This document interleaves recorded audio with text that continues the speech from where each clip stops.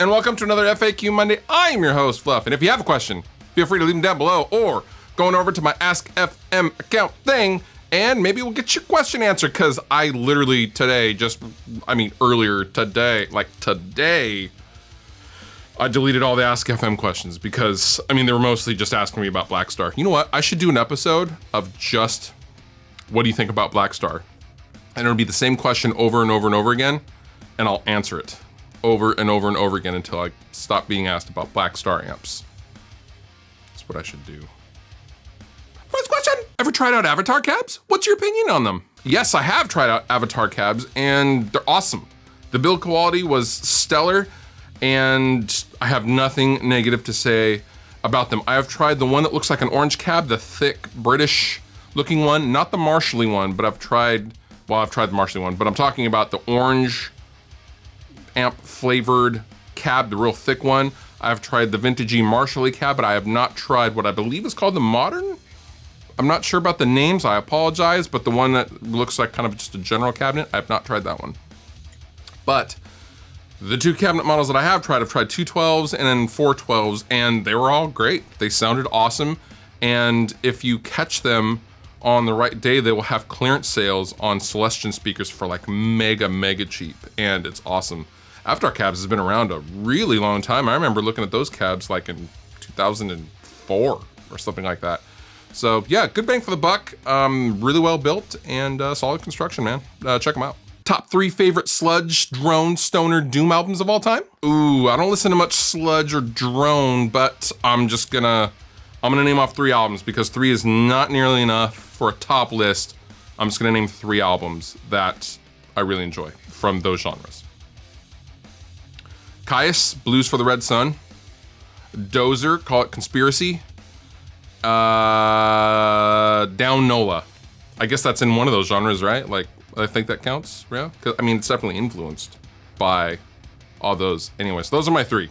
And if you don't know any of those, definitely go and check them out. They're awesome, and they're groovy and riffy, and you'll grow a beard right when you start listening to them. I promise. Orange PPC 212 or Mesa Rectifier 212? That's kind of a tough question to answer because they both really do sound good.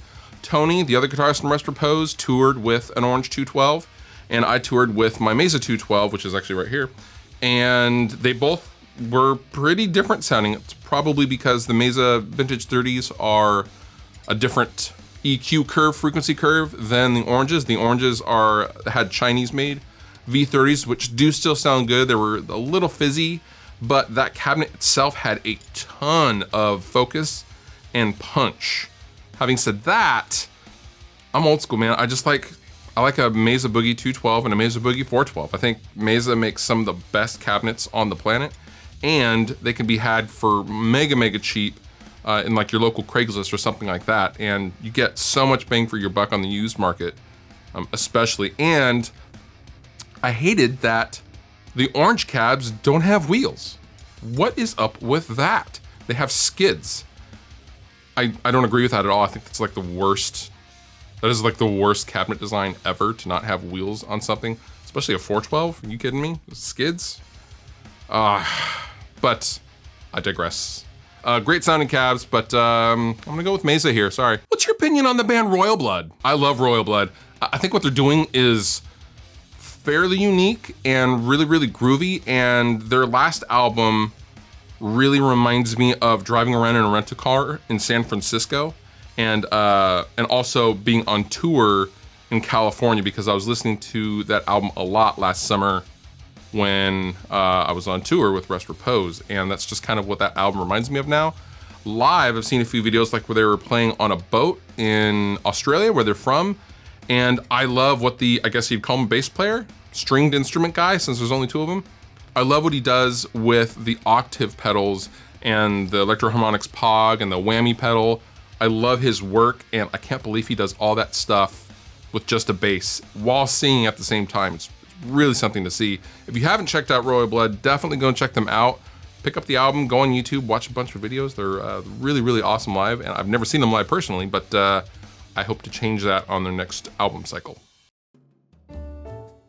And now, the dad joke of the week.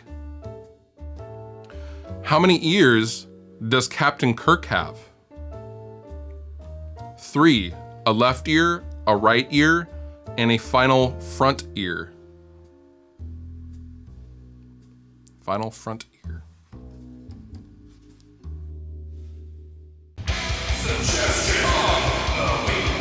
My suggestion to you this week is check out this awesome video from Cinefx about the 10 best uses of color in movies of all time. I thought this was really, really fascinating, and I'm into cinematic stuff, and I wish I could be a filmmaker, but I'm just not.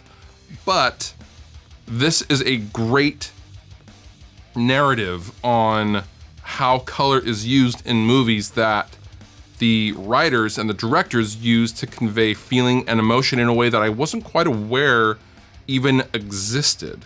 I mean, obviously colors play a huge role in movies, but I didn't know specifically what they were going for until seeing this video of like how certain scenes kind of make sense now that I think back to them. You just have to watch it. It's really, really brilliantly done, and it's just awesome. And I think you guys would kind of dig it. You've been wonderful. I have been Fluff. Thank you so much for watching, and I'll see you next time.